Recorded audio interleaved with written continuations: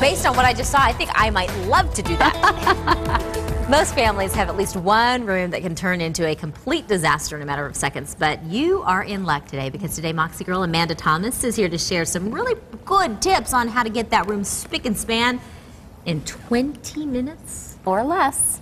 I don't know how you do it. You clearly have not seen the plastic jungle that lives in my home.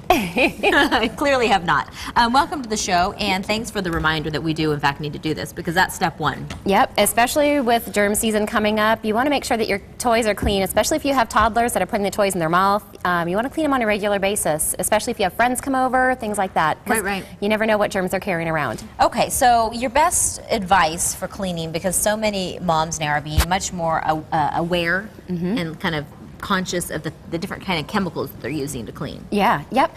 There are some great natural products out there that are natural disinfectants. This one is from Melaleuca. It's a great product that we recommend using. It doesn't have any chemicals, so that way your kids, you can be... What's the basis of it? Like vinegar or something? Most of their products are citrus-based. Oh, okay. Yeah, so you it says no rinsing is necessary. I know, they can stick it straight in their mouth. Which means that's one less step of the cleaning I have to do. Yep, exactly. So if you have all these little plastic toys that the kids have, depending on what they are, you can stick them in a mesh bag like this. Okay.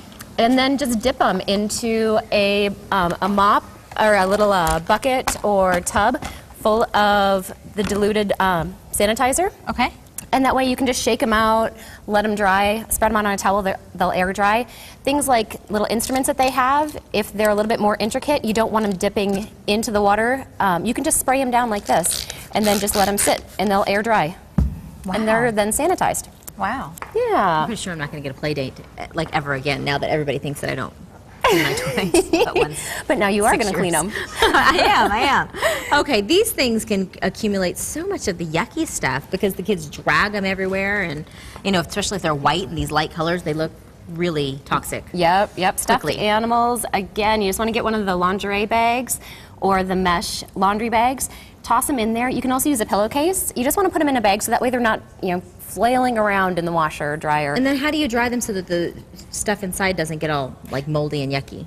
You can throw them in the dryer on low cycle or no heat, and then when you get them out, it's going to be like a pillow. If you wash and dry a pillow, it's going to be a little bit clumpy. So you just need to make sure to break it up a little bit and reshape it. It's not going to come out looking perfect, but if you work with it, you'll be able to get it back to its normal shape. Okay, good. Yeah. What about the wood stuff? The wood stuff you don't want to put into water. You don't want to let it soak. But if you use your spray again, you can lay them out, spray them down, or you can just take a little rag, spray your rag, and then wipe them off. So you want to be especially mindful of the things like this with toddlers. They're gonna, this is gonna be going in their mouth. They love to have those little knobs in their mouth. So make sure you're wiping those down, especially. Get rid of all those germs that are in there. And then if we move on to some of the bigger toys like this, too, same thing. You're not going to dip this into a bucket to sanitize it, but spray it down. If it has the dust in there, you can use a little Q-tip to get the dust out, so that way you're getting all of the yucky stuff out of there. But for the most part, you can spray it down, wipe it lightly, and you're good to go. That's good. That's good information. Even just remember the little places, instead of just kind of sticking them in the yard sale or consigning them and not having them look as perfect, when the kids are done. Clean them up, make them nice and sanitized and pretty, and you'll get a lot more. Now, what about these magic erasers? I've heard a lot about them, but I have honestly never used one. Yeah, they're pretty good for taking off things like crayon and scuff marks and things like that. Off of what?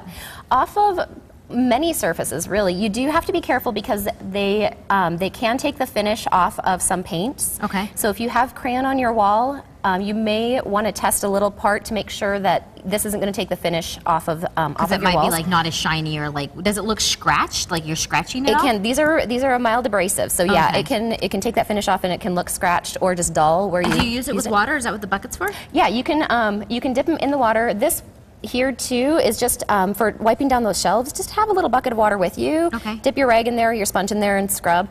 The magic erasers, they do need to be wet, so you can keep a little bucket with you too for the water. And what I always recommend, these are not cheap. So if you're going to use them, cut them into pieces. You can usually cut them into thirds. Ah, good tip. And that way you ruin a whole one just by cleaning a wall quick. Fantastic. I like to end on a good tip. And if you need more tips, then of course we can always put you in touch with the Moxie Girls.